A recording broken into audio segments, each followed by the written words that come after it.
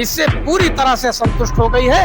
आने वाले 2027 के चुनाव में भारतीय जनता पार्टी का इस प्रदेश और प्रदेश से सुपड़ा साफ होने जा रहा है और आदरणीय अखिलेश यादव के नेतृत्व में सरकार बनने जा रही है। अभी आपने कहा कि बीजेपी संविधान का तवज्जो नहीं देती, तो अभी कुछ मजाक किया जा सकता है? नहीं, अब उनका जब पार्टी का मामला आ जाए तो मजाक हुआ, और समाजवादी पार्टी की सही है तब भी गिराया जा रहा है। जैसा कि आपने देखा, बहुत कम शब्दों में बहुत अच्छी बात चाचा जी ने कहा कि संविधान मान स्तंभ स्थापना दिवस पे उपस्थित सभी कार्यकर्ताओं से लगभग आपकी हमने मुलाकात करा दी, बात करा दी।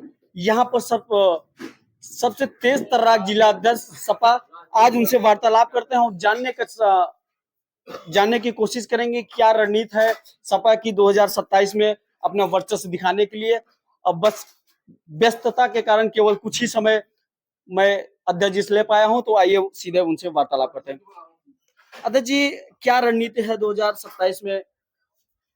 हम अपने नेता समाजवादी पार्टी के राष्ट्रीय अध्यक्ष उत्तर प्रदेश के पूर्व मुख्यमंत्री आदरणीय अखिलेश यादव जी के निर्देशानुसार और समाजवादी पार्टी के प्रदेश अध्यक्ष आदरणीय श्यामलाल पाल जी की अनुमति से हम समाजवादी पार्टी जनपद के लोग आज संविधान मान स्तंभ स्थापना दिवस है, हम लोग उसको मजबूती के साथ मना रहे हैं।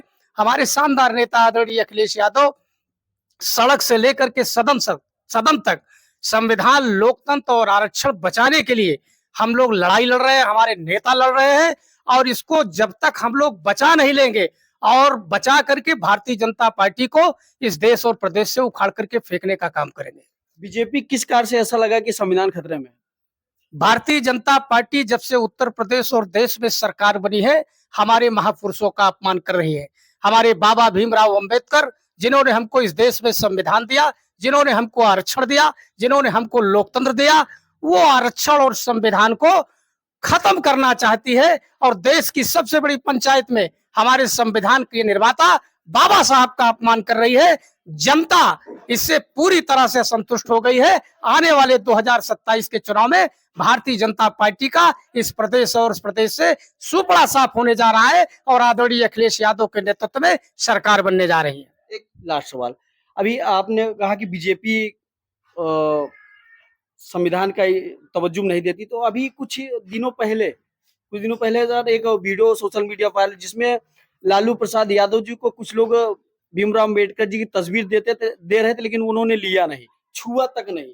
हमारे शानदार नेता आदरणीय अखिलेश यादव जी इस देश और प्रदेश में किसानों की खुशहाली के लिए, नौजवानों को रोजगार के लिए, बेरोजगारों को भत्ता देने के लिए, महिलाओं को कन्या विद्याधन देने के लिए पूरे देश और प्रदेश में पूरी जनता आदरणीय अखिलेश यादव जी के साथ खड़ी है।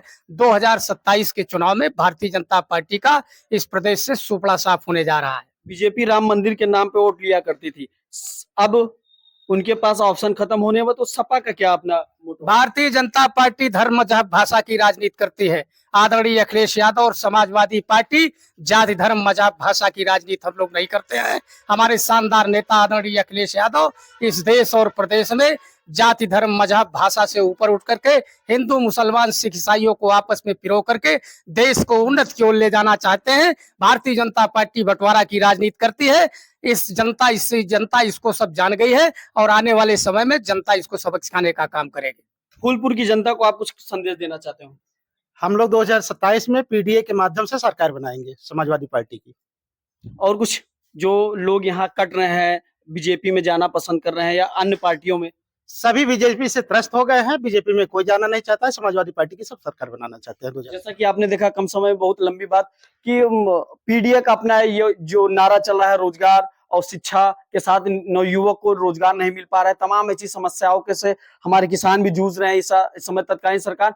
और गुंडा राज तो आपने खैर इस राज में देखा ही, जहां पर वो बताते हैं मैं उत्तर प्रदेश को गुंडा राज मुक्त कर दिया हूं, लेकिन निरंतर आए दिन करछना से लेकर जौनपुर आप लोगों ने मामला देखा होगा, 5 साल से लेकर 15 साल की बच्चियों के साथ रेप और कुछ विशेष जाति के लोगों से SC ST के लोगों को पीड़ित करना, मारना, तमाम ऐसी घटनाएं देखी गई। और जब उनसे मिलने, उनके पीड़ित लोगों से मिलने के लिए सपा सरकार या अन्य और ऐसी सरकार के लोग वहां उपस्थित हुए तो उनको रोका गया, जिसकी वजह से इतना वाद विवाद हुआ। आप लोग निरंतर चैनल पर बने रहते हैं, सूचना आप लोगों को मिलती रहे, आगे भी आपको सारी सूचनाएं और घटनाएं मिलती रहेगी। बने रहे यानी टीवी न्यूज़। मैं रोहित प्रजापति, जल्द मिलता हूँ। जय हिंद, जय भारत। बीजेपी का पलड़ा भारी रहा ऐसा योगी जी कह रहे हैं, या आप लोगों को क्या कहना है? ये मशीन हट जाए तो एकदम बाहर है। ये जो बेईमानी हो रही, मशीन से हो रही, अब जनता भी जान गई है।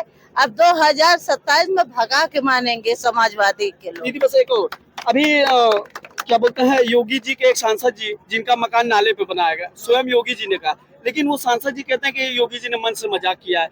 क्या उनका ऐसा कोई रिश्ता है क्या कि मजाक किया जा सकता है? नहीं, अब उनका जब पार्टी का मामला आ जाए तो मजाक हुआ, और समाजवादी पार्टी की सही है तब भी गिराया जा रहा है। जैसा कि आपने देखा, बहुत कम शब्दों में बहुत अच्छी बात विधायका जी ने कहा कि जब कहीं